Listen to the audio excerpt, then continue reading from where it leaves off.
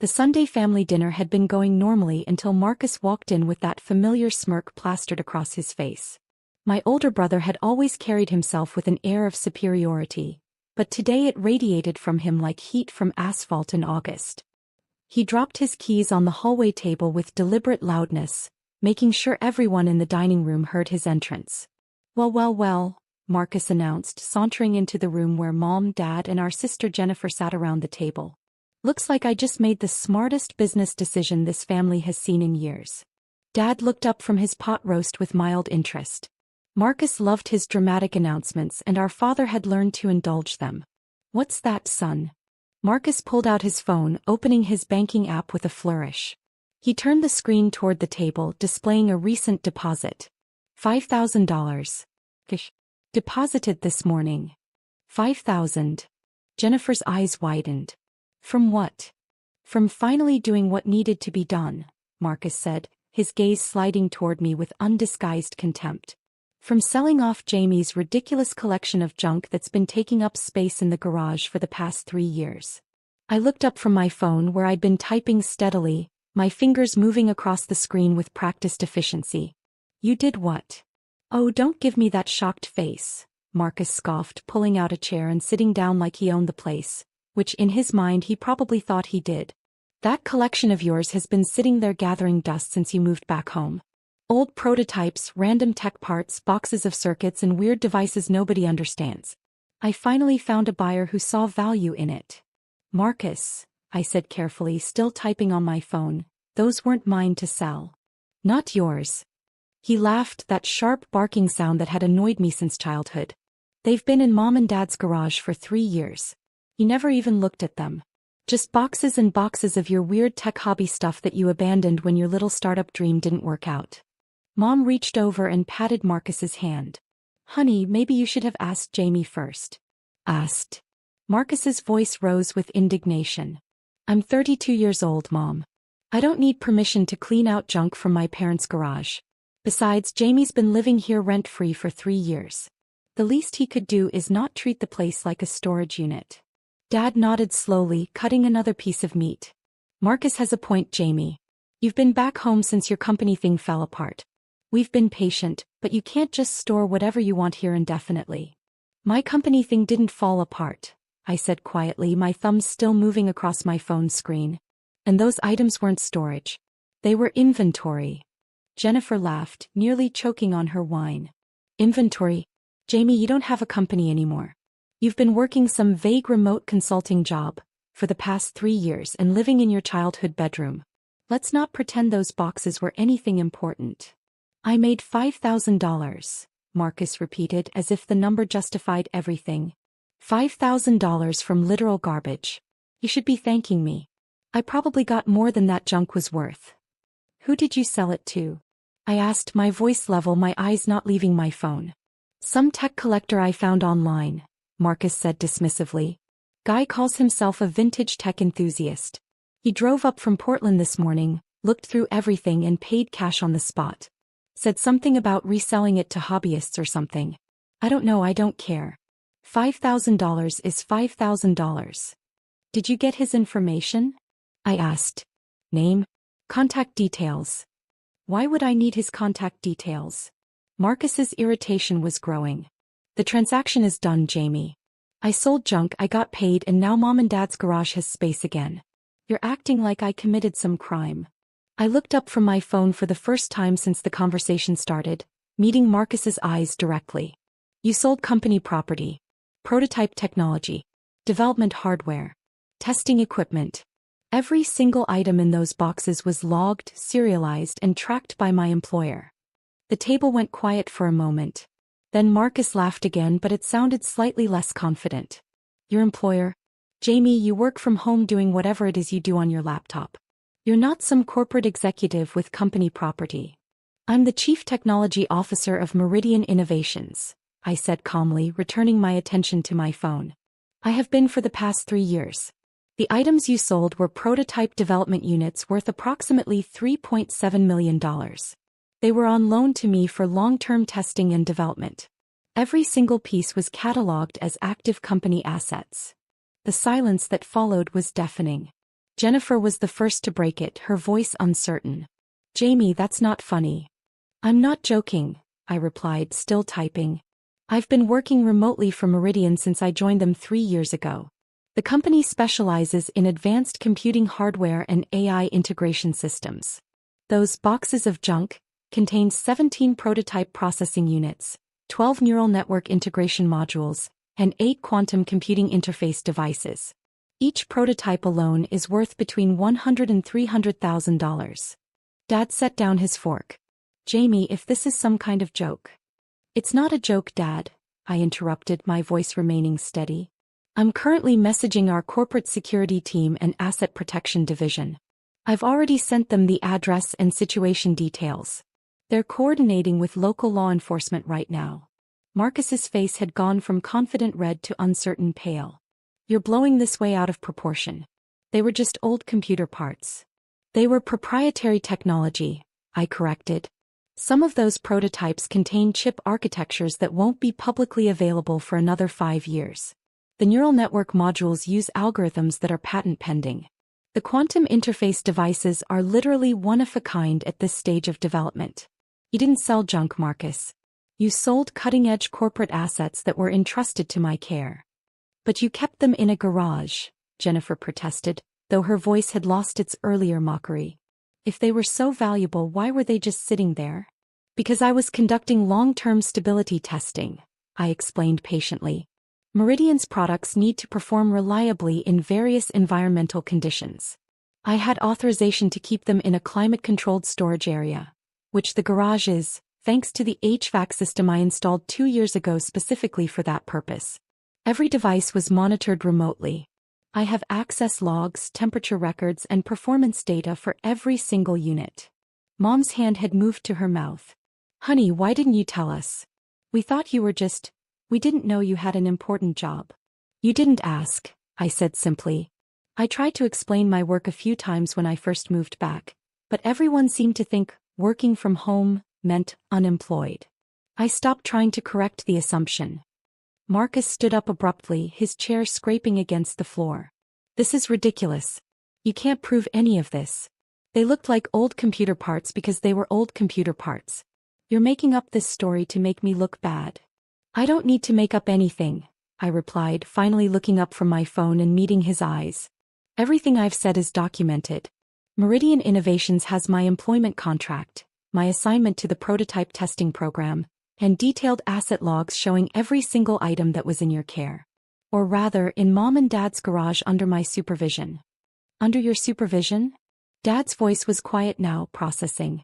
Jamie, are you saying you've had millions of dollars worth of equipment stored in our garage this whole time?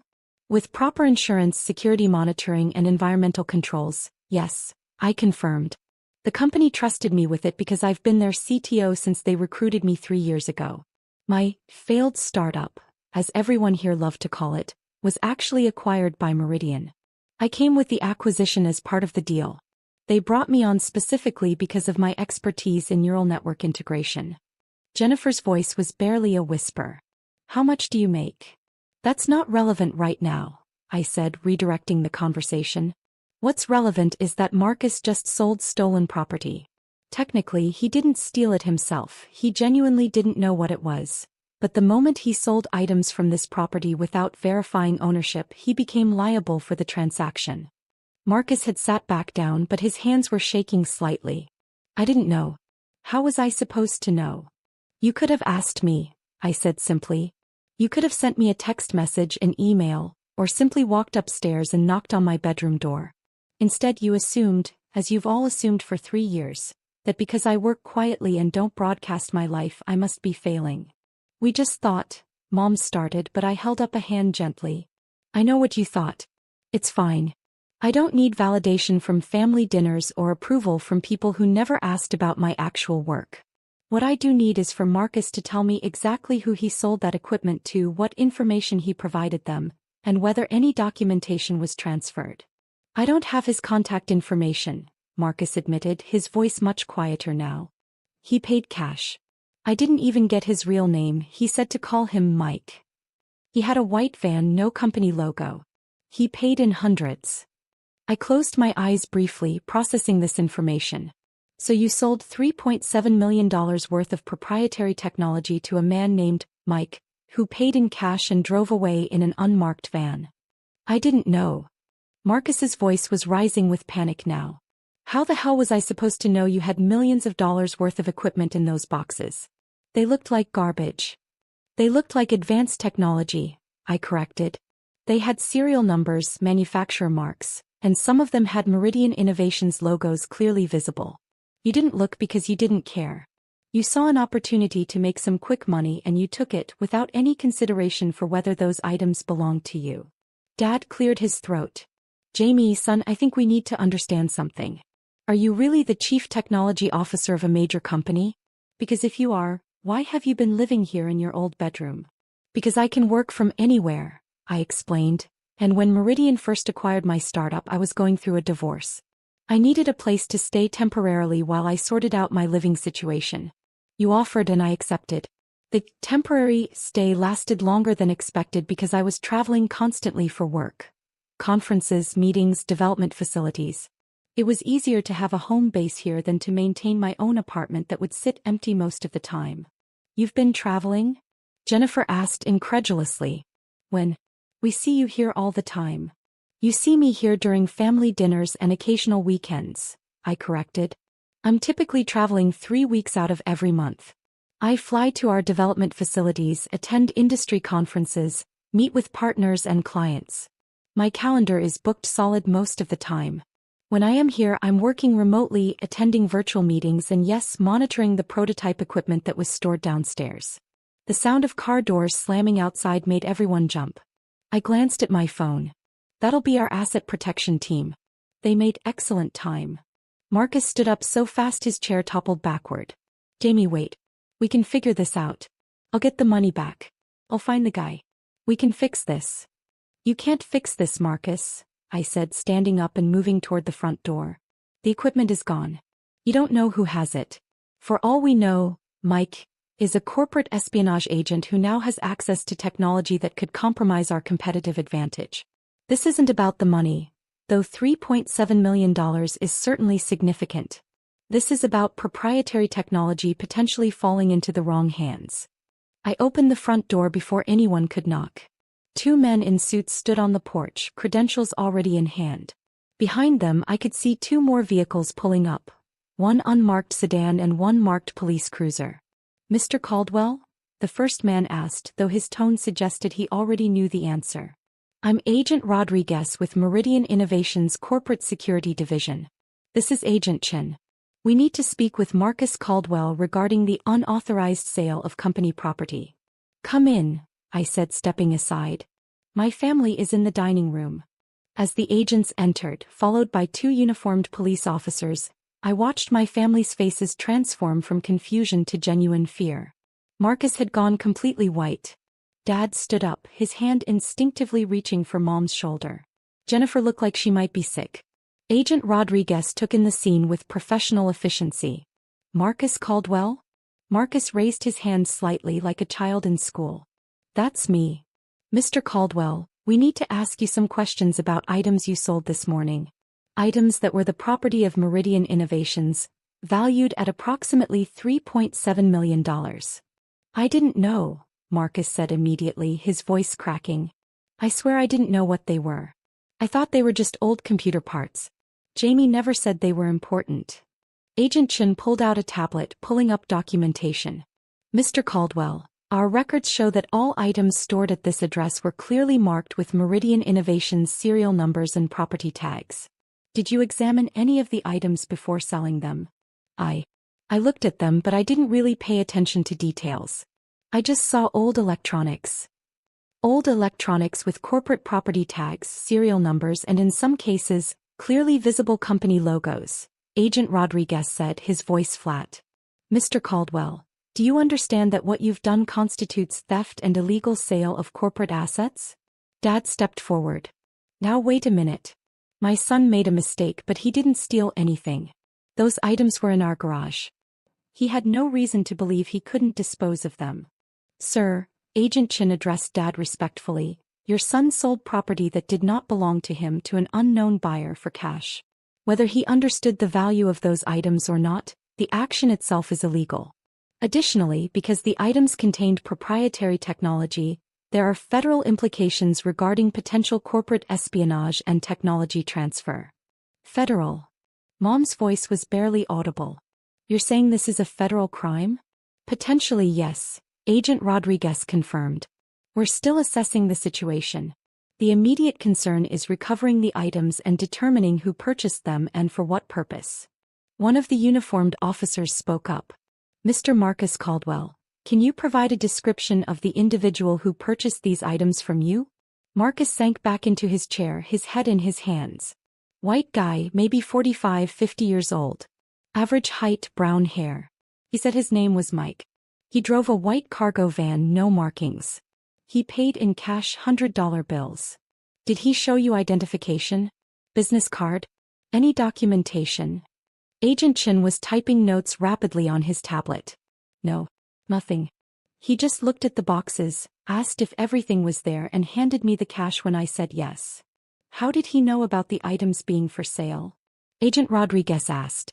I posted on a tech resale forum, Marcus admitted. Just said I had vintage computer equipment and prototypes available. He responded within an hour, came out this morning and bought everything.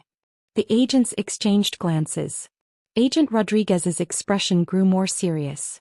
Mr. Caldwell, you posted publicly about having prototype technology available for sale? I didn't say they were prototypes. Marcus protested. I just said they were old computer parts. I didn't know what they actually were. But you used the word prototypes in your listing, Agent Chin said, turning his tablet to show Marcus his own post. Here. Various prototypes and development hardware. That's a direct quote from your listing. Marcus stared at the screen, his face draining of color. I just thought that sounded better than old junk. I didn't think it meant anything specific. Agent Rodriguez closed his eyes briefly, a gesture that suggested he was dealing with an impressive level of incompetence. Mr. Caldwell, by advertising prototypes and development hardware, you essentially announced to anyone monitoring such listings that you had access to unreleased technology. The individual who purchased these items from you was likely specifically looking for exactly this type of opportunity. Oh God, Jennifer whispered.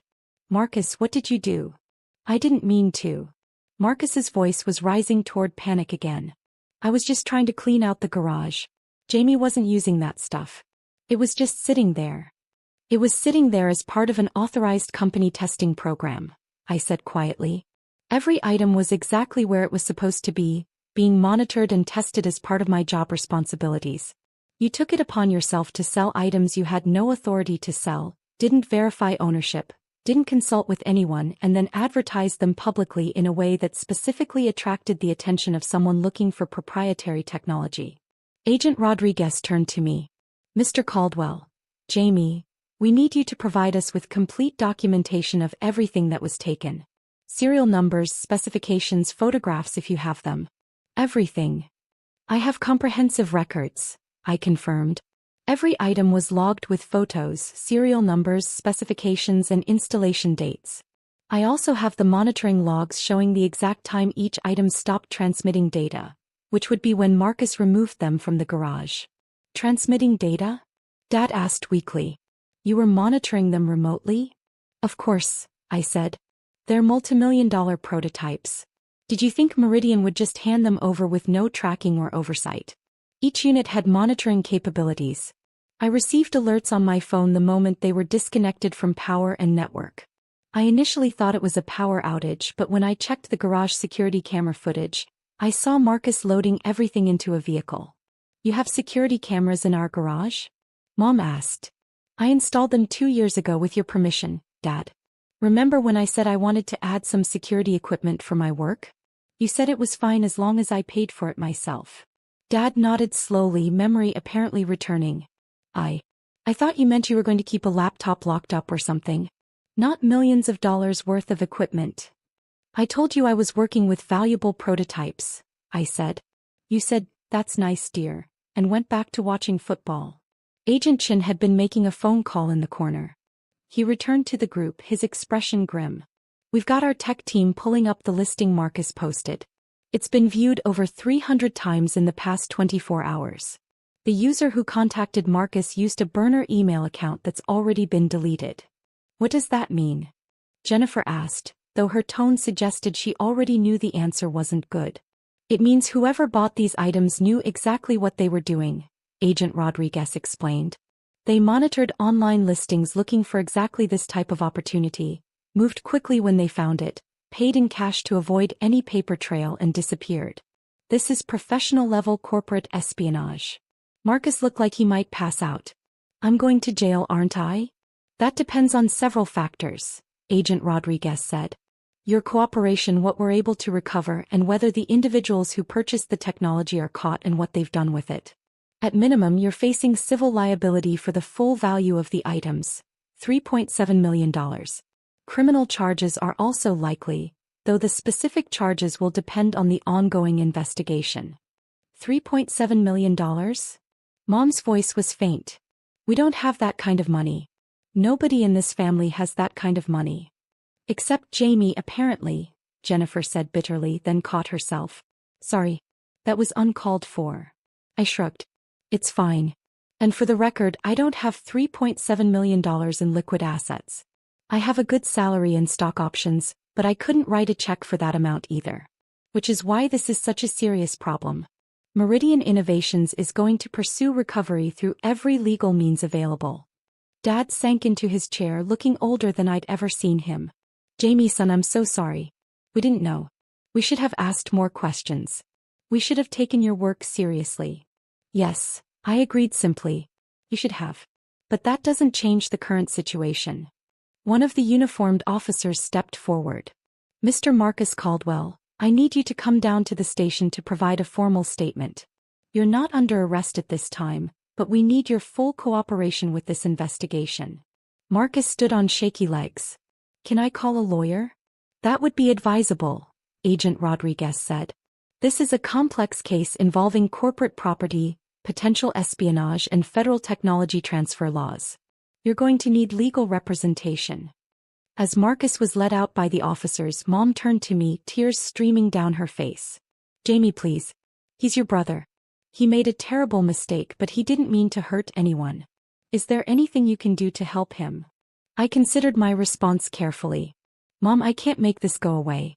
Those prototypes are gone, possibly into the hands of competitors or foreign entities. Meridian has a legal obligation to pursue this case fully.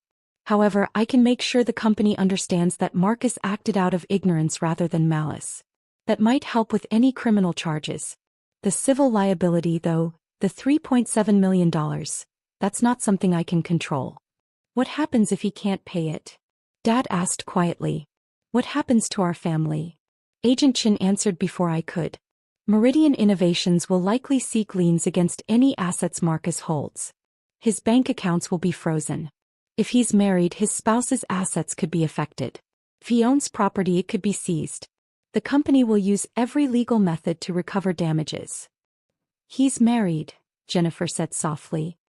His wife Sarah just opened a bakery 6 months ago. They bought a house last year. I closed my eyes, processing this information. Marcus and I hadn't been close in years, but I didn't take any pleasure in this situation. I'll speak with Meridian's legal team. If Marcus cooperates fully with the investigation, provides every detail he can remember, and the company is able to recover most or all of the prototypes, they might be willing to negotiate a settlement he can actually manage. Thank you, Mom whispered. Thank you, honey.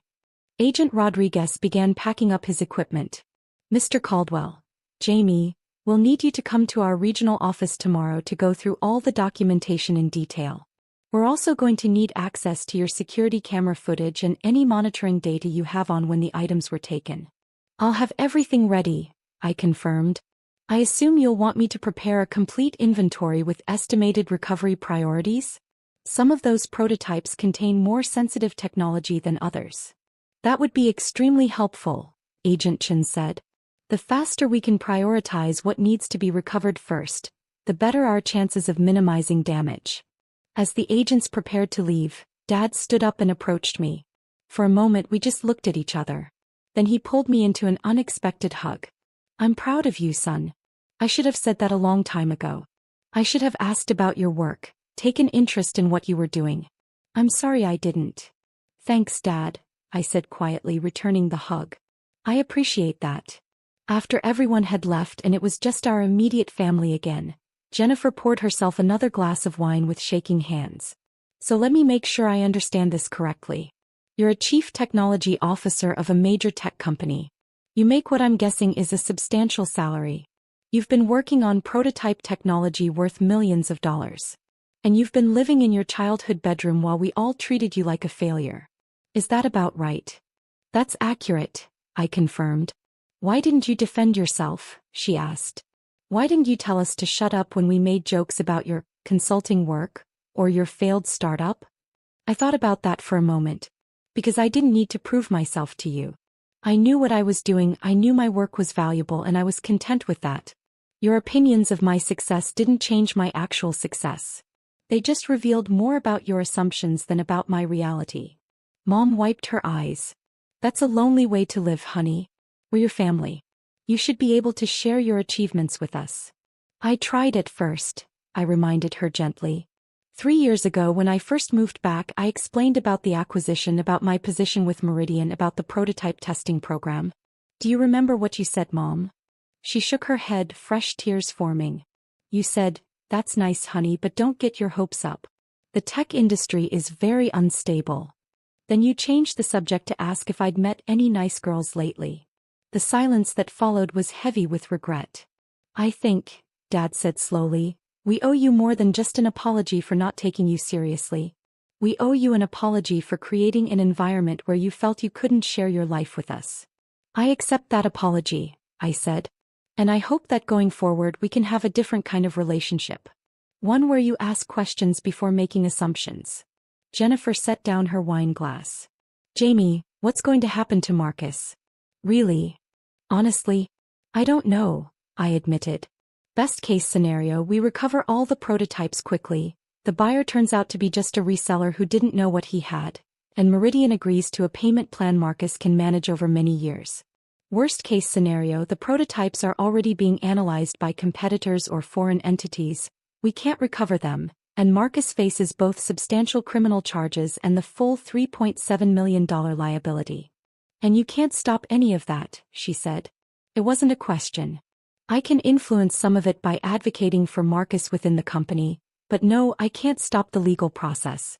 Meridian has investors, board members, and legal obligations. This isn't just about me and my brother anymore. This is about corporate espionage, federal technology crimes, and millions of dollars in stolen assets. Dad stood up, looking exhausted. Your mother and I are going to drive down to the police station to be there when Marcus is done giving his statement. Would you come with us? I considered declining. I had work to do, documentation to prepare, and honestly I was emotionally drained. But I saw the plea in my father's eyes, the desperate hope that somehow family could still matter after everything that had happened today. Yeah, I said finally. I'll come with you. As we drove to the police station in Dad's car, my phone buzzed constantly with messages from Meridian's legal team, security division, and various executives who had been briefed on the situation. Each message reminded me of the scale of what had happened, the potential consequences, and my responsibility as CTO to protect the company's interests. But sitting in the back seat of my father's car, watching my parents process the reality of their son's situation, I was reminded that I also had responsibilities as a brother. Responsibilities I'd neglected in my frustration with being underestimated and dismissed. Maybe if I'd been more insistent about explaining my work, more forthcoming about the value of what I was protecting, Marcus would have known better than to see those boxes as disposable junk. Maybe if I'd pushed back harder against the family's assumptions about my failure, they would have understood the importance of asking before acting. Or maybe Marcus would have sold the equipment anyway because he'd always been the type to act first and think later, and no amount of explanation would have changed his fundamental approach to life. I didn't know.